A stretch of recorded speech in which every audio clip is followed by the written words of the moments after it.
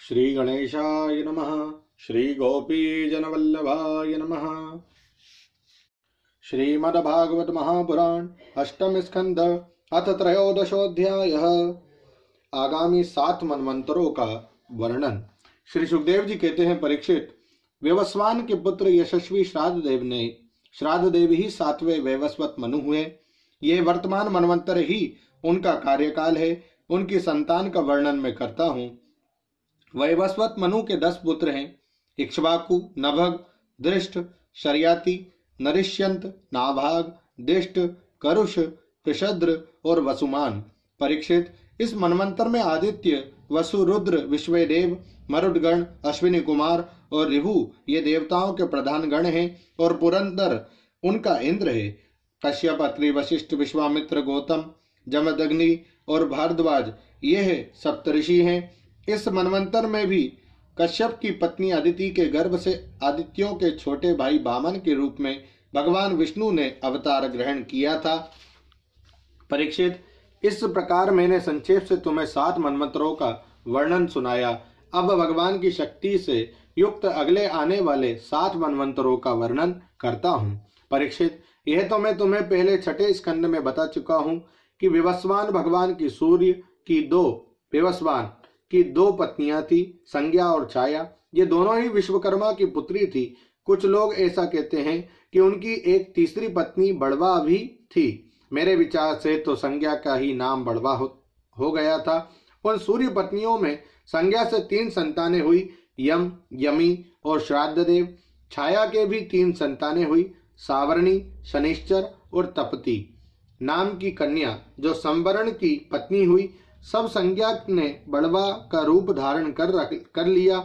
तब उससे दोनों अश्विनी कुमार हुए। 8वें मनवंतर में सावर्णी मनु होंगे। उनके पुत्र होंगे निर्मोक, बिरजस्क आदि।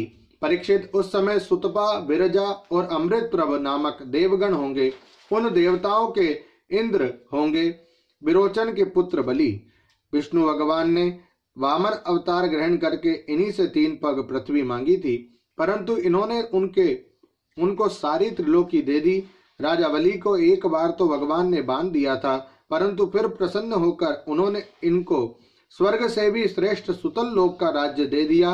वे इस समय वही इंद्र के समान विराजमान हैं। आगे चलकर यही इंद्र होंगे और समस्त ऐश्वर्यों से परिपूर्ण इंद्र पद का भी परित्याग करके परम सिद्धि प्राप्त करेंगे।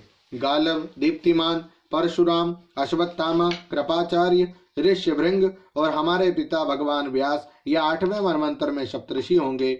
इस समय ये लोग योग बल से अपने अपने आश्रय मंडल में स्थित हैं। देवगुह्य की पत्नी सरस्वती के गर्भ से सार्वभौम नामक भगवान का अवतार होगा। यही प्रभु पुरंदर इंद्र से स्वर्ग का राज्य छीनकर राजा बलि को दे देंगे। परीक्षित, वरुण के पुत्र दक्ष, सावर्णी 9वें मनु होंगे। भूत केतु, दीप्त केतु आदि उनके पुत्र होंगे। पार, मरीचि, गर्भ आदि देवताओं के गण होंगे और अद्भुत नाम के इंद्र होंगे।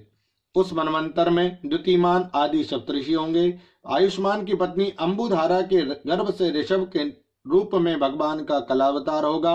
अद्भुत नामक इंद्र इनकी दी हुई त्रिलोकी का उपभोग करेंगे। 10वें मनु होंगे उपश्लोक के पुत्र ब्रह्म सावर्णी। उनमें समस्त सद्गुण निवास करेंगे। भूरी, शेण आदि उनके पुत्र होंगे और हविष्मान, सुकृति, सत्य, जय, मूर्ति और सप्तऋषि, सुवासन, विरुद्ध आदि देवताओं के गण होंगे और इंद्र होंगे शंभु। विश्वसृज की पत्नी विशुचि के गर्भ से भगवान विश्वक्सेन के रूप में अंशावतार ग्रहण करके शंभु नामक इंद्र से मित्रता करेंगे। 11वें मनु होंगे अत्यंत संयमी धर्म सावर्णी। उनके सत्य, धर्म आदि 10 पुत्र होंगे। विहंगम, कामगम, निर्वाण, रुचि आदि देवताओं के गण होंगे। अरुणादि सप्तऋषि होंगे और वैद्रित नाम के इंद्र होंगे। आर्यक की पत्नी वैद्रिता के गर्भ से धर्म सेतु के रूप में भगवान का अंशावतार होगा और उसी रूप में वे त्रिलोकी की रक्षा करेंगे। परीक्षित, 12वें मनु होंगे रुद्र सावर्णी। उनके देववान, उपदेव और देवश्रेष्ठ आदि पुत्र होंगे। उस मनवंतर में ऋतुधामा नामक इंद्र होंगे जो हरित आदि देवगण, तपोमूर्ति, तपस्वी, आग्निद्रक आदि सप्तऋषि होंगे।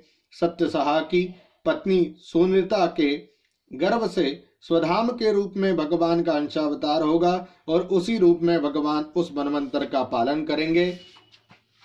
13वें मनु होंगे परम जितेंद्रिय देव सावर्णी, चित्रसेन, विचित्र आदि उनके पुत्र होंगे। सुकर्म और सुतराम आदि देवगण होंगे तथा इंद्र का नाम होगा दिवसवती। उस समय निर्मोक और तत्वदर्श आदि सप्तऋषि होंगे। देवहोत्र की पत्नी बृहति के गर्भ से योगेश्वर के रूप में भगवान अंशावतार होगा और उसी रूप में भगवान दिवसपति को इंद्र पद देंगे। महाराज 14वें मनु होंगे इंद्र सावरणी, उरु, गंभीर, बुद्धि आदि उनके पुत्र होंगे। उस समय पवित्र चाक्षुष आदि देवगण होंगे और इंद्र का नाम होगा शुचि। अग्नि, वाहु, शुचि, शुद्ध और मागध आदि सप्तऋषि होंगे। उस समय सत्रायण की पत्नी बिताना के गर्भ से बृहद भानु के रूप में भगवान अवतार ग्रहण करेंगे तथा कर्मकांड का विस्तार करेंगे। परीक्षित, ये 14 मनमंत्र भूत, वर्तमान और भविष्य तीनों ही काल में चलते रहते हैं। इन्हीं के द्वारा एक सहस्त्र चतुर्युगी वाले कल्प के समय की गणना की जाती है। ओम नमो भगवते वासुदेवाय। श्रीमद्भागवते महापुराणे पारमहंस्यां संहितायाम् अष्टम स्कंधे मनमंत्रानुवर्णनम नाम त्रयोदशोऽध्यायः। श्री राधा कृष्णार्पणमस्तु। हरये नमः, हरये नमः, हरये नमः। जय श्री कृष्ण।